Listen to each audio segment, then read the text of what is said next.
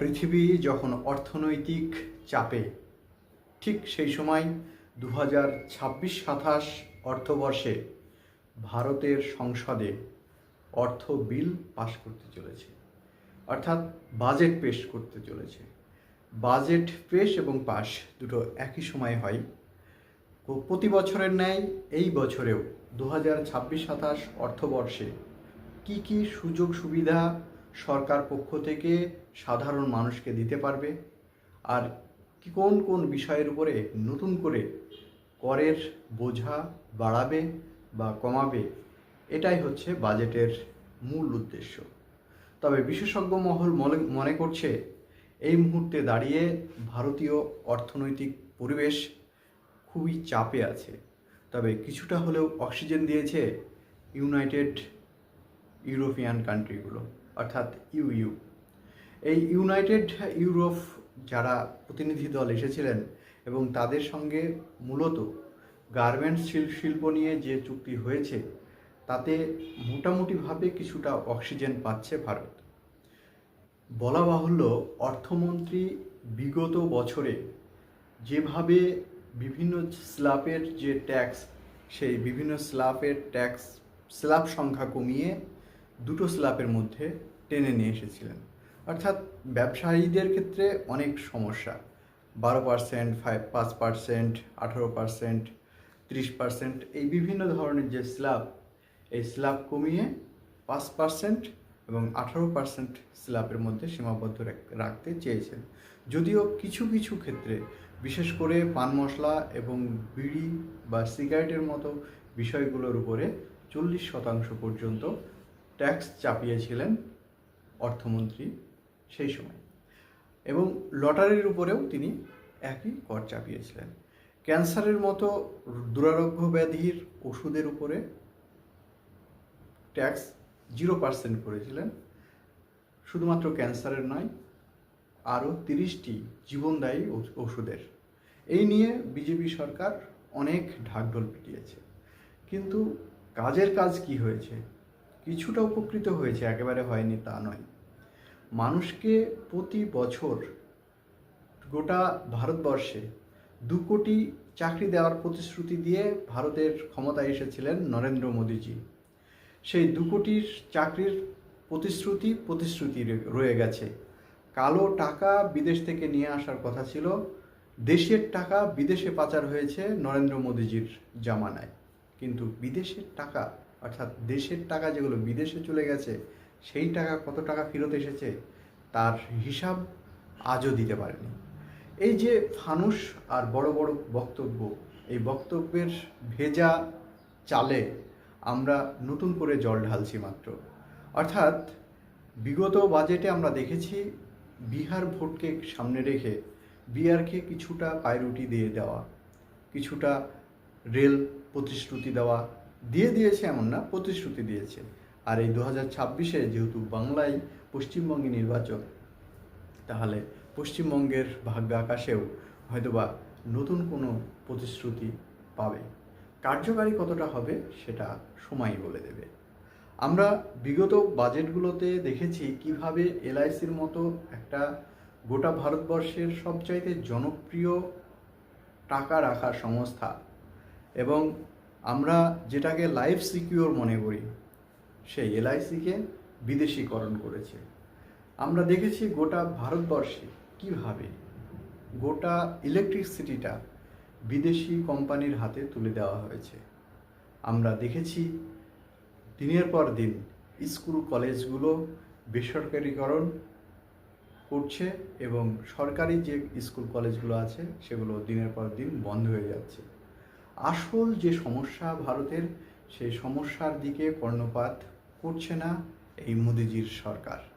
আসল কোন সমস্যাগুলো আপনি বলবেন, যে তাহলে আপনি বলে দেন আসল সমস্যা কোনগুলো? আসল সমস্যা হচ্ছে ওই যে 2 কোটি চাকরি দেবো বলেছিল, 2 কোটি চাকরি তো হয়নি। দেশের যে মানব সম্পদ, সেই মানব সম্পদকে কাজে লাগিয়ে চীন আজ এতটা উন্নতির জায়গায় শিখরে পৌঁছেছে, অথচ ভারতেরও জনসংখ্যা প্রায় চীনেরই সমতুল্য, কি চীনের চাইতেও বর্তমানে বেশি। মানব সম্পদকে টেকনোলজির দিক থেকে এগিয়ে নিয়ে যেতে পারেনি। আমাদের হাতে কলমে শিক্ষার কোনো প্রতিষ্ঠান নেই।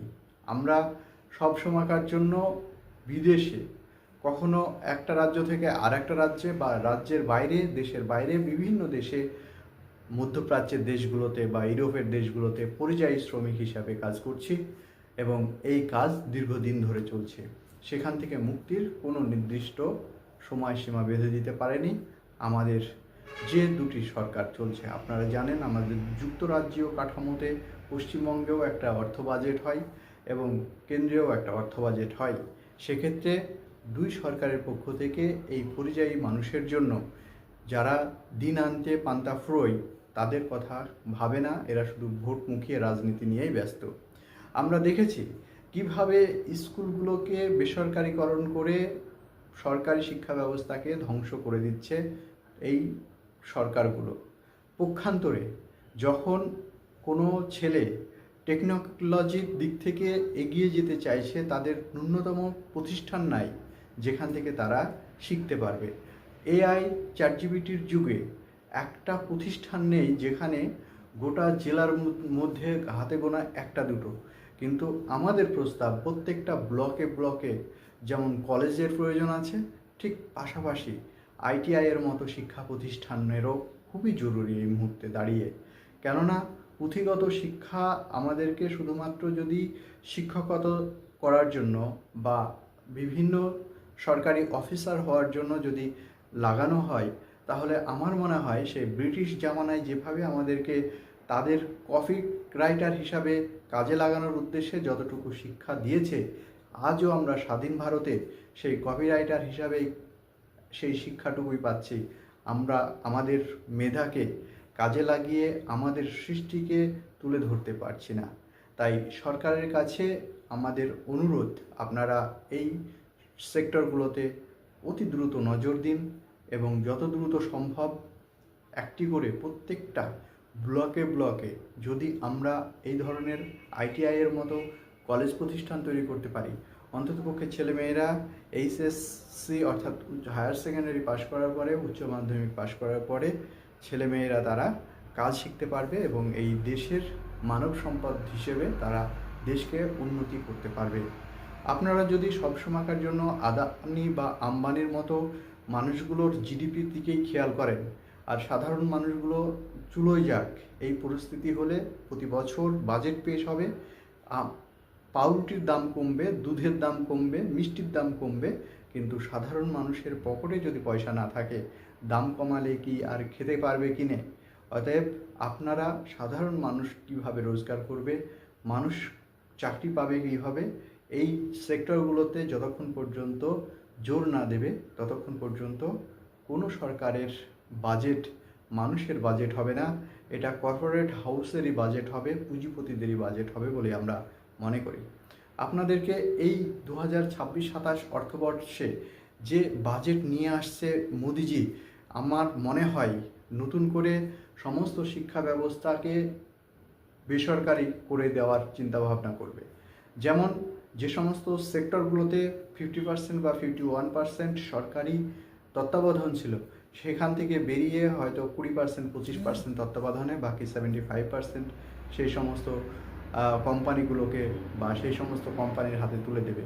এর ফলে আমরা অতি ভবিষ্যতে যে কি ভয়াবহ পরিস্থিতির মধ্যে এগিয়ে যাচ্ছি সেটা সময়ই শেষ কথা বলবে। অবশ্যই আমরা চোখ রাখবো এই রবিবারের বাজেটে কি বলতে চাইছেন তিনি। চোখ রাখুন, সঙ্গে থাকুন থাটস অফ সানারুলের সঙ্গে।